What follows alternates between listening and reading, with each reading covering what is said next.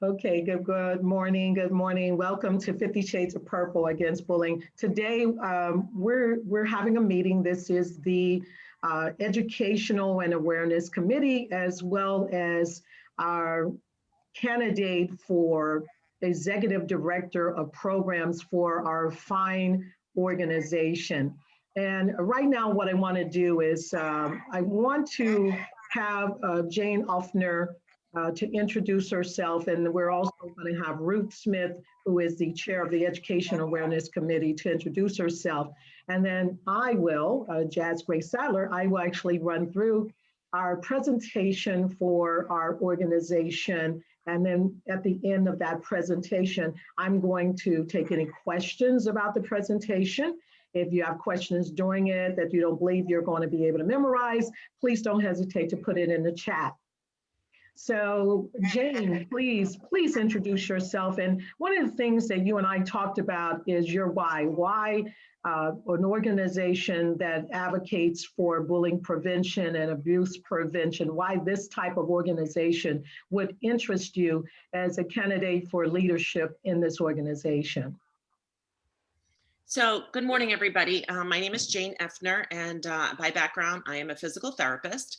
Done a lot of different things in my career, including I was on a faculty and in the director of a program, which was a doctorate in physical therapy for many years, and run large departments in academic medical centers, large physical therapy departments. And my interest in bullying came about when I was in charge of the therapy department at Penn Presbyterian Medical Center. And I attended a program about bullying in the workplace. And it just caught my interest and eventually my passion, because I had seen this a lot in healthcare. And so I did a lot of research, and I started presenting at local nursing conferences, national level, and really trying to bring awareness in my profession, as well as just to healthcare providers and strategies, so that we can, because in healthcare, bullying can always have devastating results, but it can result in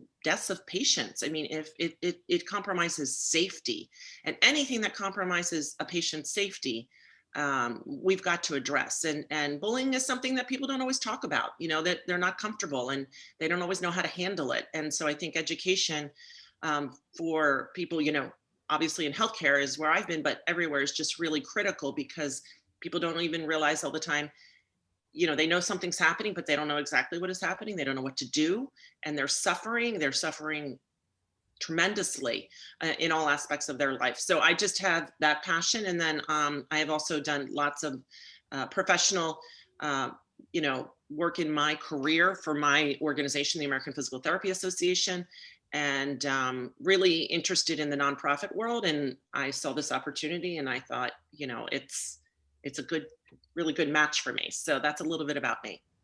Wonderful.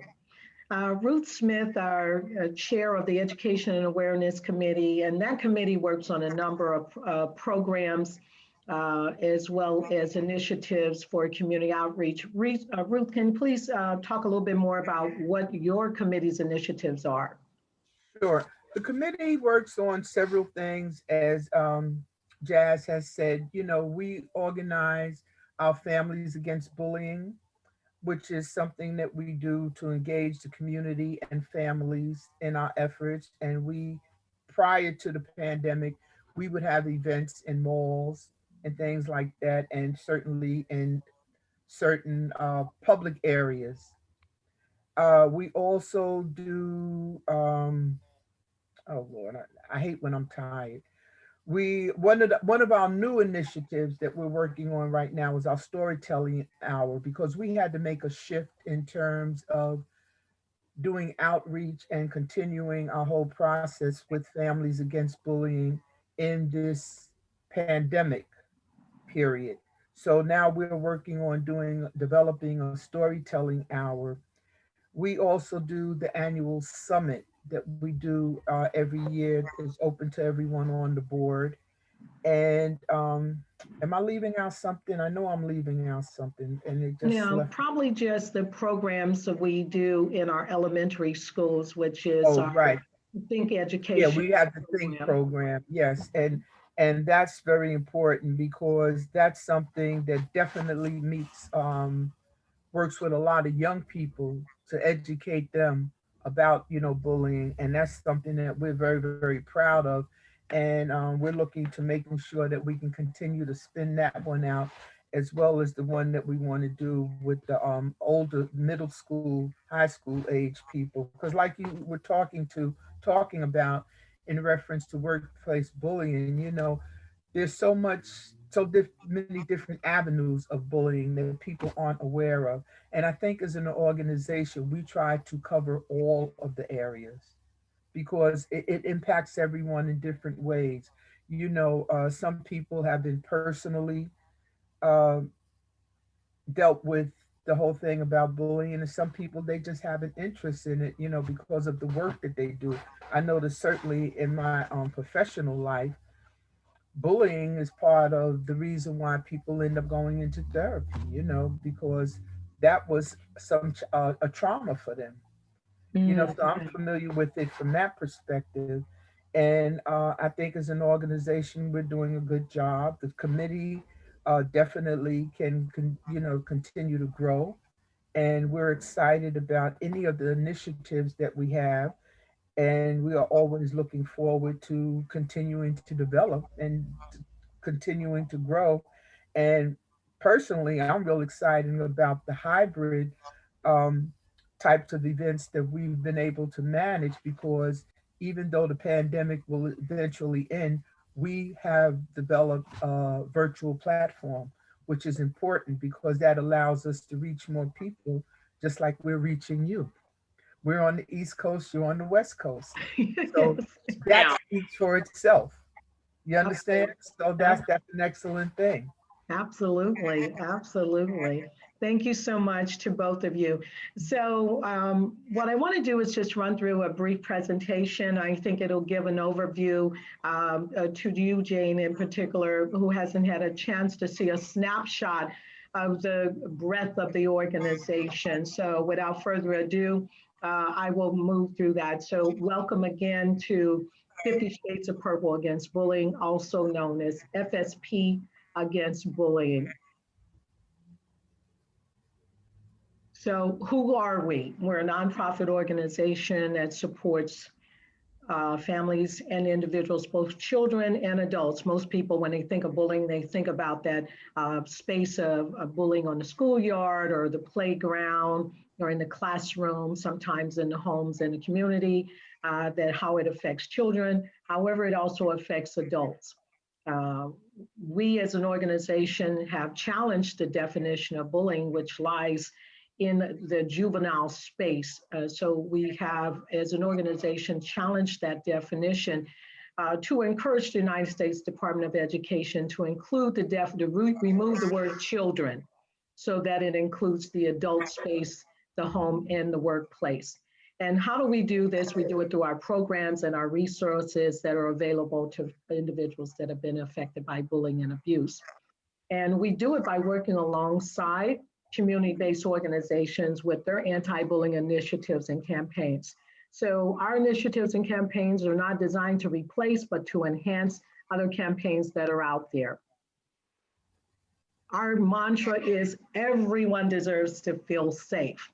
And emphasis on the word feel.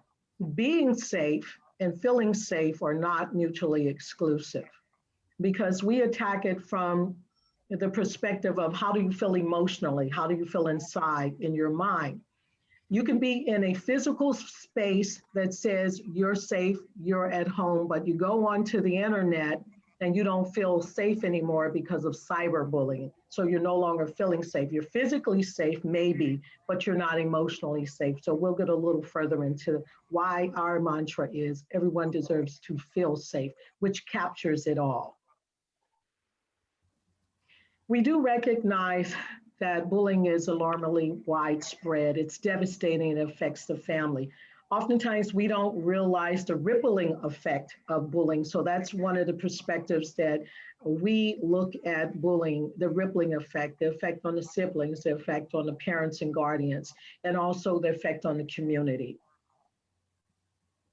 there's tons of statistics out there. And I will say personally, I'm not one to always want to quote statistics, because the statistics are based on those who have the resources to report the bullying.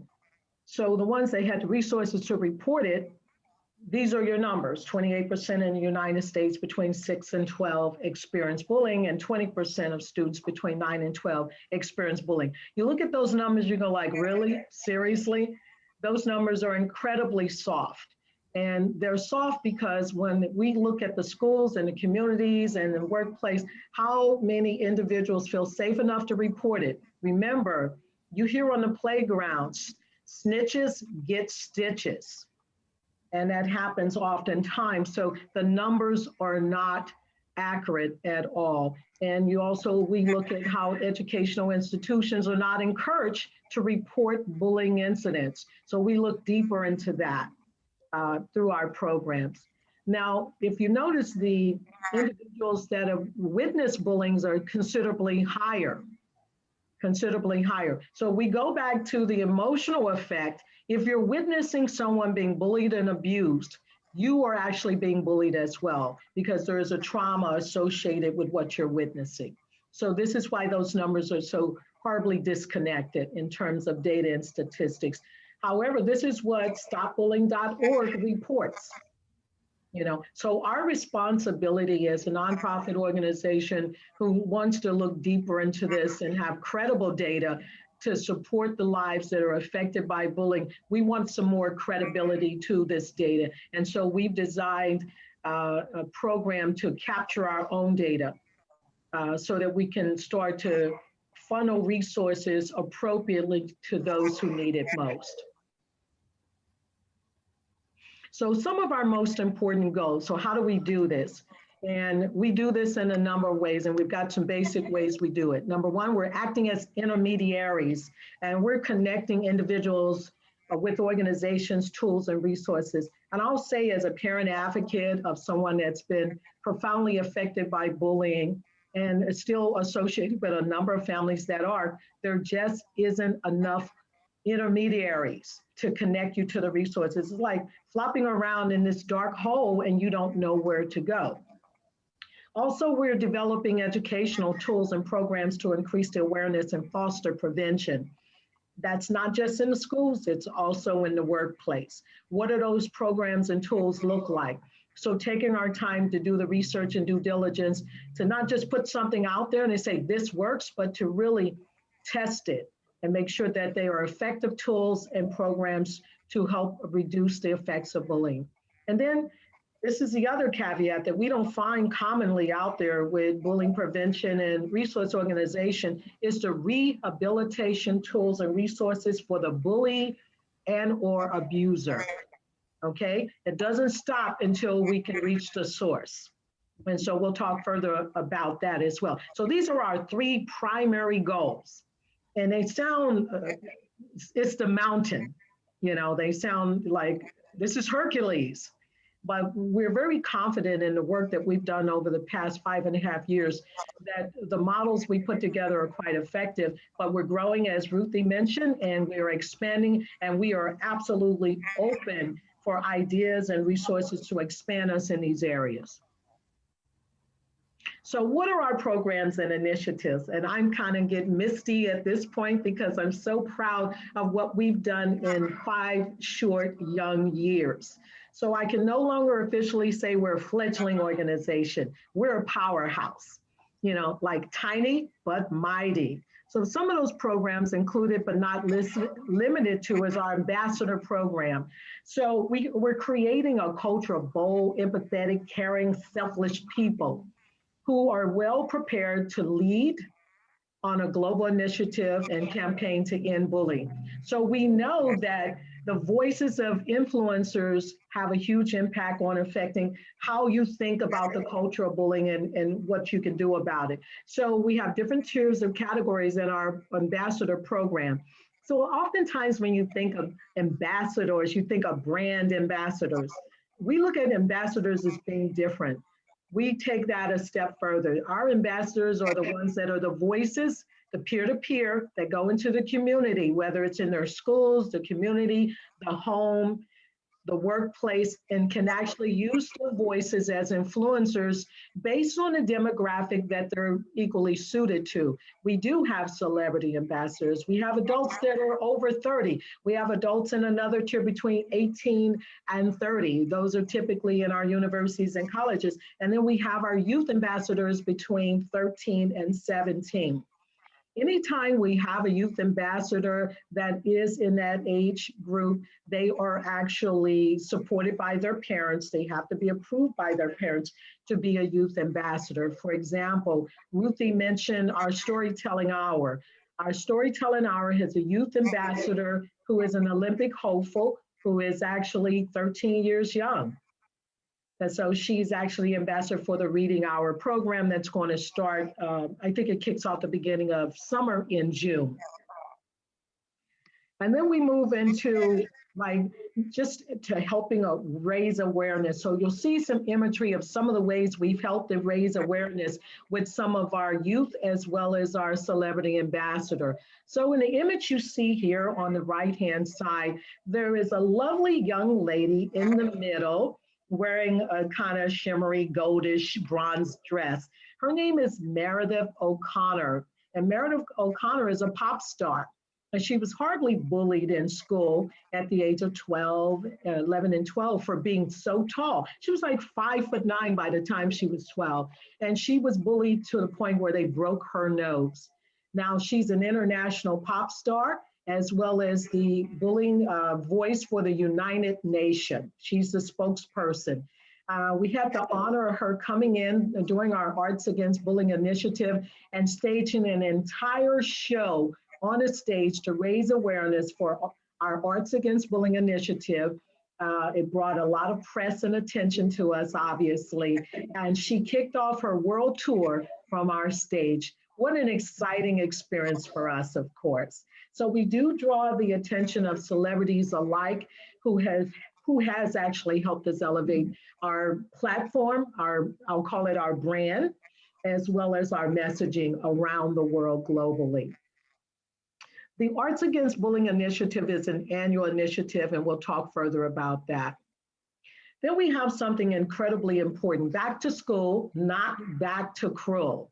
Our Back to School initiative kicked off because we do realize more than 15 million kids live in such extreme poverty, just right here in the United States, and they don't have the basic tools to help them be successful in school. So from providing them with free book bags and school supplies and tablets to be successful. Admittedly, we didn't have the tablets as part of the initiative until 2020, when the pandemic hit and we realized children are being required to do remote learning and they don't have basic internet or tablets to do their work. So we kicked off an initiative to incorporate tablets and basic internet for individuals who live in some of the poor areas, be it urban or rural. Our Families Against Bullying initiative, such an exciting thing that we do. We do maybe one or two of these a year. We're usually, as Ruthie said, set up in the malls. The reason why the malls became the backdrop for our Families Against Bullying initiative is because nothing is worse than telling a child or a family that we're going to have a community day outside and then there's a rain or inclement weather to halt it. So we figured being in the malls is a great place for us to spearhead this initiative. So we've been really wildly successful at sponsoring these events in the malls and expanding our reach with community initiatives. Also, what's wonderful about it, we're able to attract retail sponsors. You know, we've had a number of retail sponsors say, well, wait a minute, we're providing something so magical right here in our mall spaces for families, and families shop. So we've been very successful with getting them to help with sponsoring the event. And you'll see a picture of Ruthie on the left-hand side standing there at the helm of this, this mighty initiative. That's her in the purple sweater on the left-hand side. Are you getting the impression that purple is kind of like our color? So then we move on to our educational scholarship. One of our mighty leaders of the organization was our vice president, Dr. Linda Spooner, and she passed away on July 12th of 2018. I hope I don't get misty. She was the epitome of resilience, a very compassionate woman. Following her death, lost a battle with a very rare cancer. And she said, we should do more in the way of education and rewarding individuals who actually are able to persevere through resilience. So the scholarship program actually seeks to not only increase awareness of the importance of what resilience really means. We recognize that individuals are in circumstances beyond their control. So this educational scholarship is not based on academic excellence. It's based on resilience and how you've been able to use resilience not only for yourself, but for others, and share examples of what that looks like. And the eligible individuals for that scholarship grant, they can use it for any purpose to help pay for books, help pay for expanding their education, buying the necessary devices they'll need to educate, or they just may want to further themselves in other ways to share their platforms of resilience with others. So I want to stay with this for a quick minute. We had the first launch of this scholarship last year, and teachers are actually eligible to apply for this. One of the school teachers that had applied actually was awarded the top level grant. And what she did with it was launch a program at her school for underserved teens. And she launched a program for marketing and business development for the first time at her school. And it's to help young people realize a broad range of career opportunities. And that was pretty phenomenal. I had an opportunity to sit in on that presentation where more than 45 high schoolers presented their business plans. Can you imagine? You're 15 years old and you're writing your first business plan. Wonderful way to use the scholarship. Then we have our literacy program, our resource library. And we keep a catalog of children's and young adult books that tell stories and address bullying situations. And our resources and periodicals are for teachers and families to improve their understanding around communication to prevent bullying. And remember I mentioned we now have a youth ambassador. They're taking these books into a virtual reading space for families to be able to sit with their young and their restless and enjoy the storytelling hour hosted by our youth ambassador, and that's going to start in June. But the resource library is available year-round, includes our books and periodicals, available for free to any of our community members, just upon request. We also have a Magnify learning program, which incorporates the STEM and the arts program. This is an after-school program. It's in its pilot stage. So we're looking to launch it officially in September of 2021. And it gives young emerging youth between the ages of 14 and 18 opportunity to do storyboarding, writing, radio broadcasting, video production, music, all of that. How about video game development? How about computer program coding?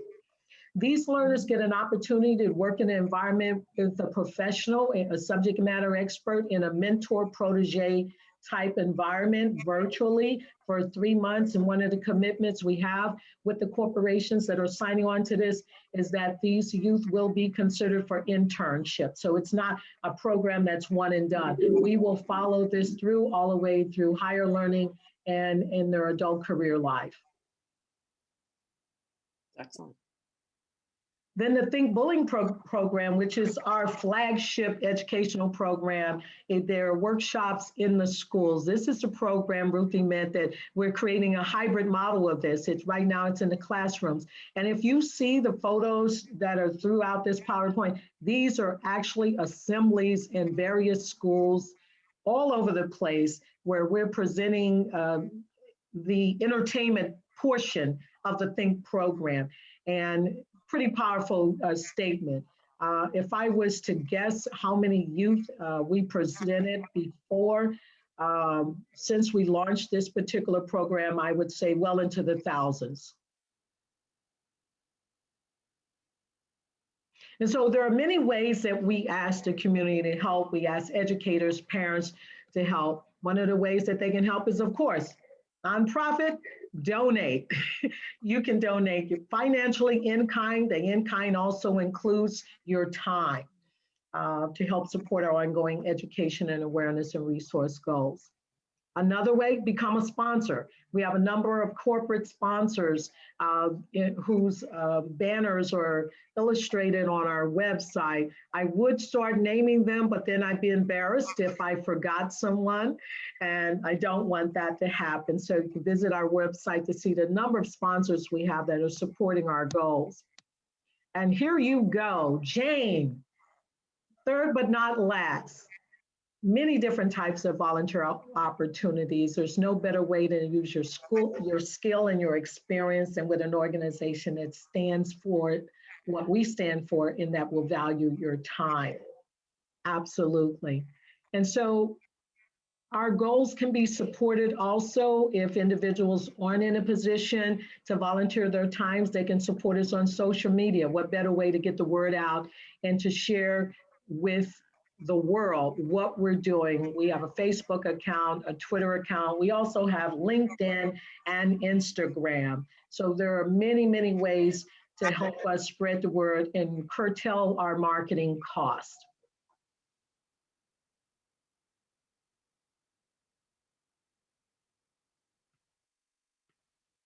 So with that said, thank you for listening. Thank you for being part of this presentation.